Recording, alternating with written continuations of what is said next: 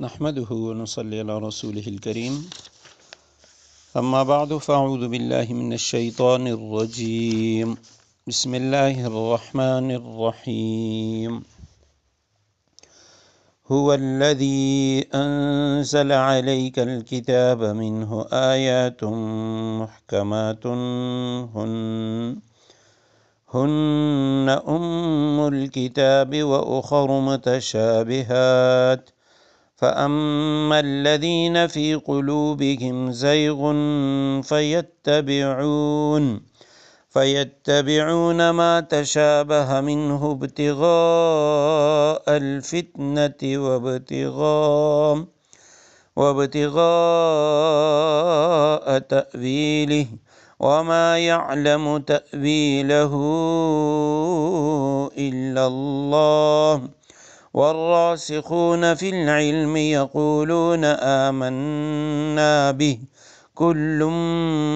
من عند ربنا وما يذكر إلا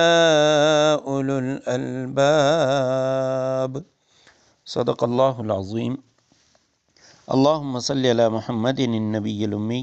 وعلی آلہ واصحابہ وبارک وسلم۔ سورہ آل عمران آیت کریمہ کا نمبر 7 ہے۔ آیت کریمہ کا ترجمہ یہ ہے: اے رسول صلی اللہ علیہ وسلم، هو الذی انزل علیک الکتاب، وہی اللہ ہے جس نے تم پر کتاب نازل کی ہے، منہ آیات محکمات، جس کی کچھ آیتیں تو محکم ہیں، ہن ام الکتاب، جن پر کتاب کی اصل بنیاد ہے، وأخر متشابہات، کچھ دوسری آیتیں متشابہ ہیں۔ فأما الذین فی قلوبہم زیغ، اب جن لوگوں کے دلوں میں ٹیڑھ ہے، فیتبعون ما تشابہ منہ ابتغاء الفتنہ، وہ ان متشابہ آیتوں کے پیچھے پڑے رہتے ہیں تاکہ فتنہ پیدا کریں، وہ ابتغاء تأویلی، اور ان آیتوں کی تعویلات تلاش کریں، وما یعلم تأویلہ الا اللہ، حالانکہ ان آیتوں کا ٹھیک مطلب اللہ کے سوا کوئی نہیں جانتا۔ والراسخون فی العلم، جن لوگوں کا علم پختہ ہے، یقولون، وہ یہ کہتے ہیں، آمنا بہ، ہم اس مطلب پر ایمان لاتے ہیں جو اللہ کو معلوم ہے، کل من عند ربنا، سب کچھ ہمارے پروردگار ہی کی طرف سے ہے، وما یذکر الا اولو الالباب، اور نصیحت وہی لوگ حاصل کرتے ہیں جو عقل والے ہیں۔ آیت کریمہ پہ اس سے پہلے ایک درس ہم ریکارڈ کر چکے ہیں، آج یہ دوسرا درس ہے، اور اس آیت کریمہ کی تفسیر اور مفہوم کے بارے میں انشاءاللہ ہم مختصر گفتگو کریں گے۔ آیت کریمہ میں آیات محکمات اور متشابہات کا ذکر فرمایا گیا۔ قرآن کریم کی کچھ آیات محکم ہیں اور کچھ متشابہ ہیں۔ نجران کے عیسائیوں کا جو وفد آیا تھا، وہ بات ذہن میں ہونی چاہیے کہ انہوں نے کہا تھا کہ آپ کا قرآن حضرت عیسیٰ علیہ السلام کے بارے میں کہہ رہا ہے کہ وہ روح اللہ ہے، تو اب یہ روح اللہ کا مطلب کیا ہے؟ یا اسی طرح اللہ سبحانہ و تعالیٰ نے حضرت عیسیٰ علیہ السلام کے بارے میں یہ جو فرمایا کہ حضرت عیسیٰ علیہ السلام اللہ کا کلمہ ہے، تو کلمۃ اللہ یا روح اللہ، ان کا مطلب کیا ہے؟ تو فرمایا یہ جو آیات ہیں یہ متشابہات ہیں، اور کچھ جو ہیں وہ محکم ہیں۔ تو محکمات ان آیات کو کہا جاتا ہے جن کی مراد ایسے شخص پر بالکل ظاہر اور واضح ہو جو قواعد عربیہ کو جاننے والا ہو۔ جن آیات کی تفسیر اور معنی ایسے شخص پر ظاہر نہ ہوں جو قواعد عربیہ کا جاننے والا ہو، تو ایسی آیات کو متشابہات کہا جاتا ہے۔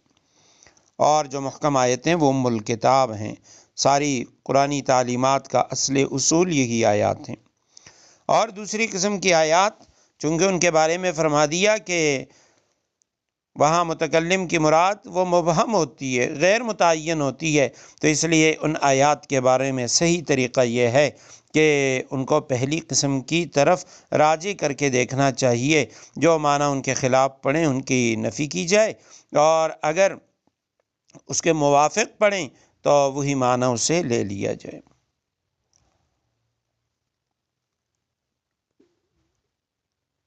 آیت کریمہ میں فرمایا اما الذین فی قلوبہم زیغ، جو لوگ سلیم الفطرت ہوتے ہیں وہ تو متشابہات کے بارے میں زیادہ تحقیق اور تفتیش نہیں کرتے،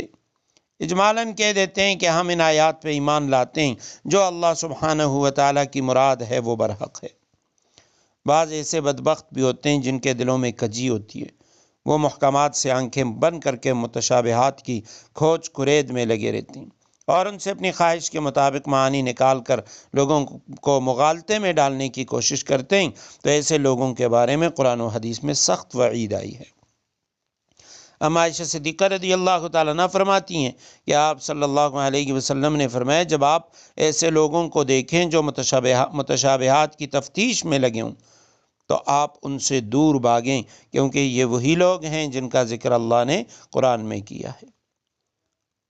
کہ ان کے دل ٹھیک نہیں ہیں، دل ٹیڑھے ہیں، دلوں میں کجی ہے، دلوں میں بیماری ہے۔ اور دوسری حدیث میں ہے کہ مجھے اپنی امت پر 3 باتوں کا خوف ہے۔ پہلی بات، مال بہت مل جائے جس کی وجہ سے حسد میں مبتلا ہوں گے، اور دوسری چیز حسد کی بنا پہ خونریزی کریں گے، دوسری چیز کتاب اللہ سامنے کھل جائے، یعنی ترجمہ کے ذریعے ہر عامی اور جاہل بھی اس کے سمجھنے کا مدعی ہو جائے، ہر شخص بذات خود قرآن کو سمجھنے کی کوشش کرے، اور تیسری یہ کہ ان کا علم بڑھ جائے تو اسے ضائع کر دیں اور علم کو بڑھانے کی جستجو چھوڑ دیں۔ آگے اللہ سبحانہ و تعالیٰ نے راسخین فی العلم، جن کا علم پختہ ہے، ان کے بارے میں فرمایا آمنا بہ، ہم ان آیات پہ ایمان لاتے ہیں۔ راسخون فی العلم سے مراد کون ہیں؟ علماء کرام نے لکھا ان سے مراد اہل السنہ والجماعہ ہیں، قرآن و سنت کی اسی تعبیر کو صحیح سمجھتے ہیں کہ جو صحابہ کرام، سلف و صالحین اور اجماع امت سے ثابت ہو۔ متشابہات کے بارے میں وہ کہہ رہے ہیں کہ آمنا بھی، یہاں اللہ سبحانہ و تعالیٰ کی جو مراد ہے ہم اس پہ ایمان لاتے ہیں۔ کل من عند ربنا، یہ سارا کچھ محکم اور متشابہ آیات یہ ہمارے رب کی طرف سے ہے، اللہ سبحانہ و تعالیٰ کی طرف سے ہے۔ تو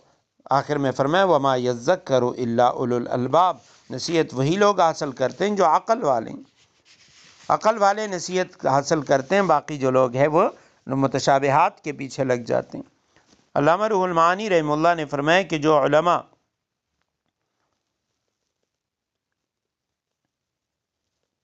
اس سے یعنی یہ جو فرمایا کہ راسخون فی العلم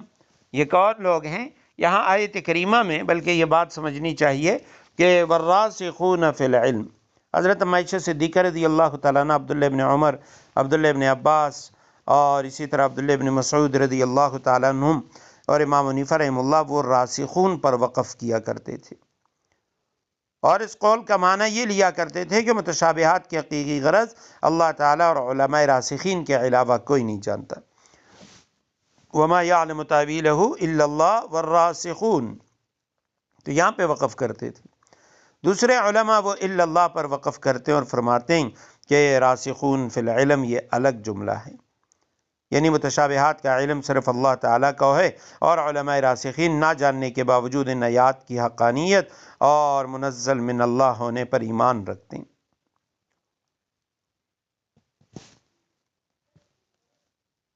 تو اس آیت کریمہ میں سبق دیا گیا کہ اللہ سبحانہ و تعالیٰ کی کتاب، ان کی جو محکم آیات ہیں ان میں غور کریں، ان میں فکر کریں، ان کے معانی اور مفاہیم کو تلاش کریں، لیکن جہاں متشابہات ہیں، جو چیزیں قرآن میں متشابہ ہیں، تو ان چیزوں میں جیسے صحابہ کرام، تابعین، تبع تابعین ان سے ثابت ہے، بس وہی معنی لیا جائے اور اس میں زیادہ یعنی تفتیش تحقیق کے اندر، کھود کھرید کے اندر نہ لگا جائے۔ یہی سلامتی والا راستہ ہے۔